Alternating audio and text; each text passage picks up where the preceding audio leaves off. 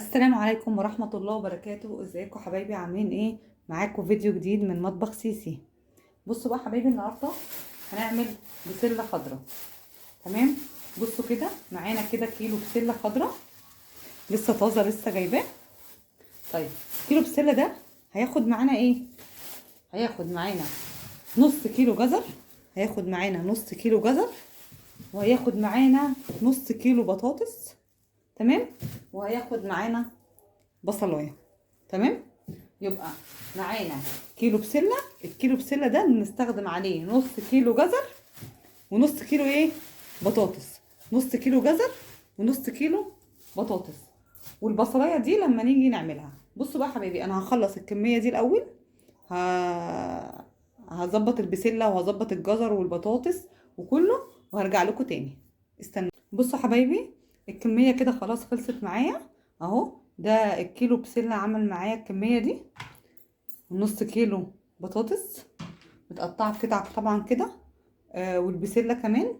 بصوا احنا اول خطوه بقى دلوقتي هنعملها، اللي احنا هنسلق المكونات دي كلها. طب هل هنسلقهم واحده واحده؟ يعني زمان امهاتنا كانوا بيسلقوا البسله الاول، وبعد كده بيسلقوا الجزر، وبعد كده بيسلقوا البطاطس. لكن انا بصراحه عندي طريقه حلوه جدا، هسلق كله مع بعض. بس هاتولي بقى كده حله نصها فيه ميه مغليه على النار، سيبوها لي على النار، وتعالوا نشوف بقى هنسلقهم ازاي. بصوا كده يا بنات، كده الميه غليت معانا خلاص. هننزل اول حاجه بالبسله. اول حاجه هننزل بالبسله كده. بصوا بقى، طبعا هنصبر على البسله 10 دقايق. بعد ال10 دقايق ما يعدوا هنضيف الجزر. يبقى البسله الاول هي دي اللي بتغيب في السوا شويه. بعد 10 دقايق هننزل بالجزر. تمام. وبعد 10 دقايق تانيين هننزل بالبطاطس. تمام كده. يبقى احنا هنصبر بس 10 دقايق، وبعد كده ايه؟ ننزل الجزر. كده بعد ما عدى 10 دقايق هننزل بالجزر.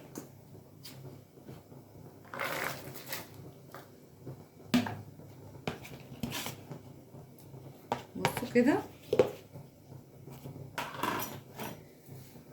هننزل بتقليبه كده. تمام. وهنستنى 10 دقايق كمان، وهننزل بالبطاطس. كده بعد ما عدى 10 دقايق هننزل بالبطاطس. بصوا حبايبي، هما كده كمان برضو فاضل لهم 10 دقايق كده وخلاص، وكل المكونات دي تستوي. ماشي. انتظروني بقى بعد ما تستوي، هنصفيهم وهنشوف هنعمل ايه. بصوا كده يا بنات، بعد ما البسله استوت معانا هي والجزر والبطاطس، حطينا حله على النار، سخناها. هنحط معلقه سمنه.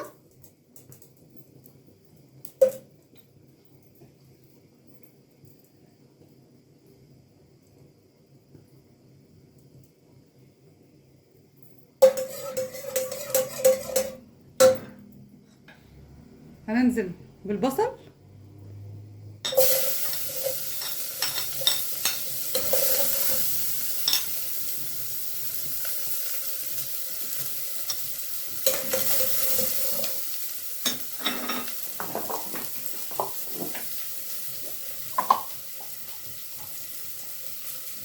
معلقه فلفل اسود.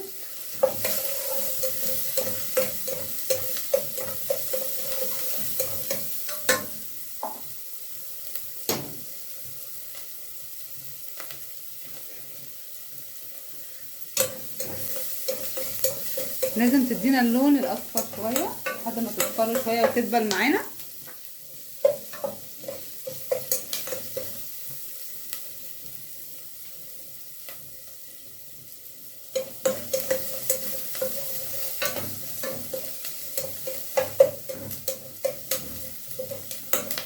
كده خلاص اصفرت معانا. معانا هنا فصين توم انا مقطعاهم قطع. ننزل بيهم. لازم مع التوم نحط معلقه كزبره ناشفه. معلقه كزبره ناشفه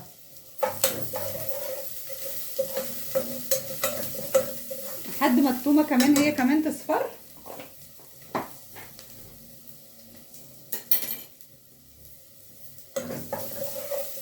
كده خلاص. هننزل بالصلصه بتاعتنا. ده كيلو طماطم انا عاملاه في الخلاط. تمام.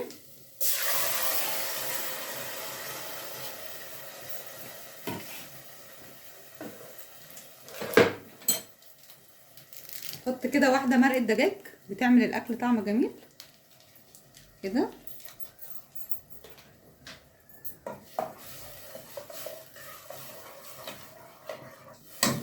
حط شويه ملح.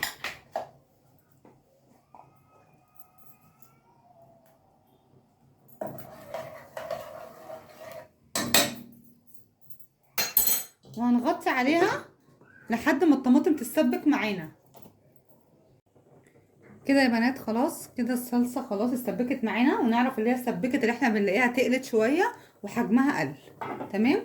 هننزل بقى بالبسله بتاعتنا.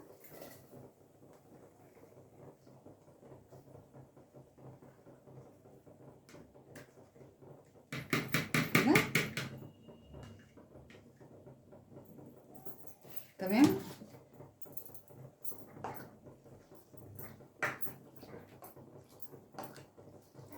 نقلبها شويه وهنسيبها تغلي شويه. خدوا بالكم يا بنات اللي كمان الخضار لسه هينزل ميته كمان، يعني هنلاقي الصلصه ديت كده تمام، يعني احنا مش محتاجين نزود صلصه لان الخضار هينزل ميته. تمام. نسيبهم كده 10 دقايق كده او 5 دقايق يمتزجوا مع بعض بس. بصوا يا بنات قبل ما نطفي على البسله ب5 دقايق لازم نضيف معلقه سكر، بتخليها مسكره جدا، بتخلي البسله مسكره معانا جدا. جربوها كده. احنا طبعا كده خلاص على وشك، يعني هنسيبها بس 5 دقايق بس وهنطفي عليها وتبقى الاكله كده معانا خلاص خلصت واستوت. بصوا معايا كده بنات كده خلاص البسله خلصت. الريحه جميله جدا وتحفه مش عايزه اقول لكم. طبعا كمان البسله مستويه جدا والخضار اللي فيها مستوي. يلا بقى كده بالف هنا وشفا على قلبكم مع شويه رز حبه وحبه. انا سبت لكم طريقه عمله في صندوق الوصف. جربوا الطريقه دي وهتدعوني ان شاء الله.